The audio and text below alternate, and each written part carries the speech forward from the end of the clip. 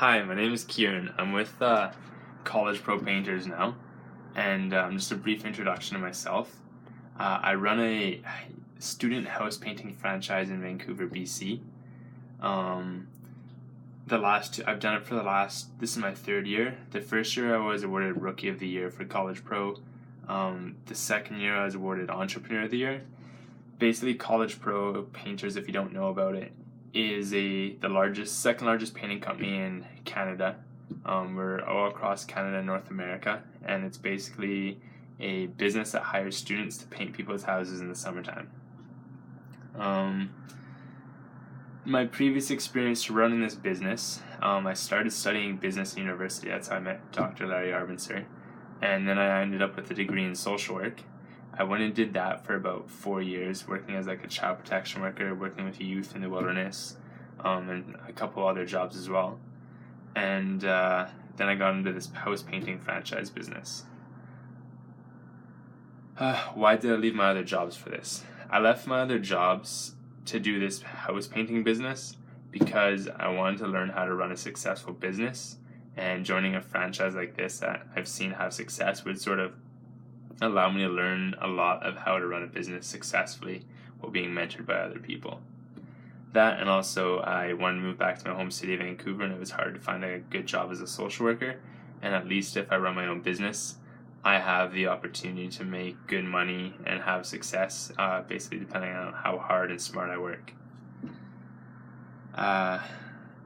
What is franchising in relation to your business? I guess franchising is basically when you have your own business, but it's not completely your own business because someone else basically gives you all the information to run the business and gives you sort of a brand.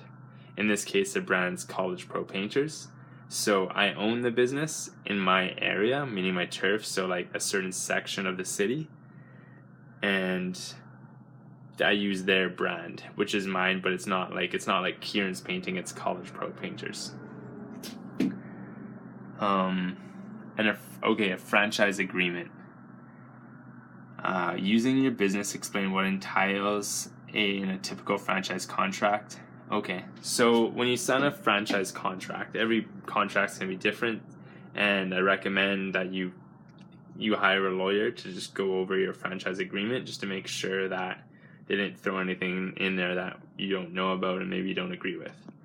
But basically, when you sign a contract, you're usually agreeing to give what's a franchise fee. It's a certain amount of money that you're going to give to the franchisor, which is basically the guys who own the big business, a certain amount of money to buy the rights to use their name and their systems in your allocated turf. And then after you pay that franchise fee, you're going to have to pay them royalties. And what royalties are, if you don't know, are basically like, for example, if I make $100 painting a house, like I charge in revenue. Revenue is the amount of money that comes into the business through sales. Say I make $100 in sales and the franchise fee or royalty is going to be, say, 15%. I'm going to have to pay $15 in royalties to the company, which is basically how the company makes money, and which is why they have a brand and systems that they give to me. And then when you're signing an agreement, there's also other terms. For example, like oftentimes the term will be you have to produce this amount of revenue in a year, and if you don't produce that amount of revenue, they could potentially take the business away from you or charge you a fee. Now, the reason they would do that is because when they're selling you the franchise, they want you to be successful so they can take money off you and also that you can have success. And if you're not using that turf, for example, to generate revenue, that means that they can't sell that turf to anyone else generally because you own that area. So it's basically a lost opportunity for them and for yourself. Other things that you would sign away, for example, when I signed on for this franchise for College Pro, they give me a list of previous customers who I then can call up and ask them if they want painting for the year. And I promise that, like, with this list, I won't use it for anyone else except for College Pro. I won't share this information with anyone. The reason these lists would be valuable is because these are people who want their houses painted. And if I give it to another painting company who then calls these people to try and get them to paint their house, that's a lot of the value of the brand, is like that customer base. And then there's other things with franchising, advantages, disadvantages. The biggest advantage for franchising would be that other people have already run this business. So when you come into it, you're going to have a wealth of knowledge from all these other people already doing it to like lean on, ask questions, learn from their mistakes. They know the best way to do things, so they'll teach you that really well if it's a good franchise. That would be a huge bonus. Brand recognition in simpler. I don't like to use these big words all the time because many people don't understand it, and I'd rather people understand what I'm trying to say. So pretty much, for example, McDonald's.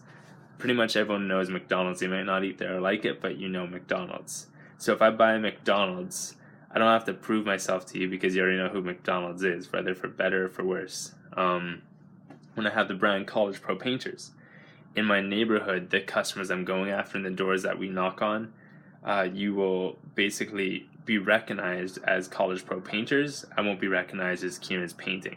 So although I still have to prove myself that I can paint their house properly and that they like me, I already have that foot in the door. So that would be another bonus of franchising. The